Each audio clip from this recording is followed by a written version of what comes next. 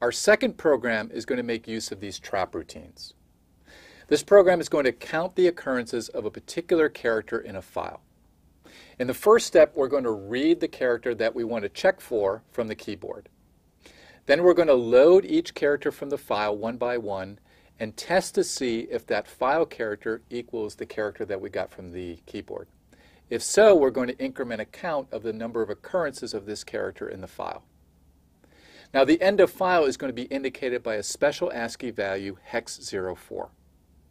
And at the very end, once we've reached the end of the file, we're going to write the number of occurrences of the character to the display and halt our program.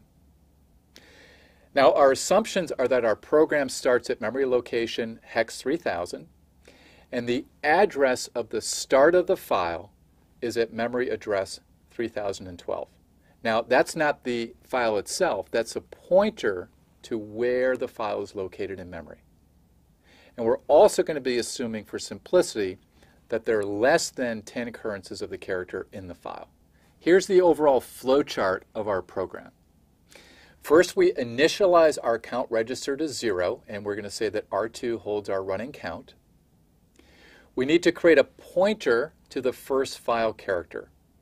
Now, we're going to have that pointer in register 3. Now, remember, the pointer to the first file character, the address of the first file character, is located in memory address 3012. Then we're going to input our character from the keyboard, and that's using a trap instruction. Hex 23 is the trap code. Then we're going to load our first character from the file, and then we're going to enter a loop. We're going to test to see whether we've reached the end of the file. That's to check for hex 04. If that's true, then we're going to be done, and we're going to do our final steps. If not, we're going to check for a match between the character from the file and the character that we received from the keyboard. If we have a match, we're going to increment our count. If not, we're going to skip that step and load the next character, and we'll continue to do this loop until we've reached the end of the file. When we've done that, we need to convert our integer count to the equivalent ASCII value. Now, the way that we do that is we add the value hex 30.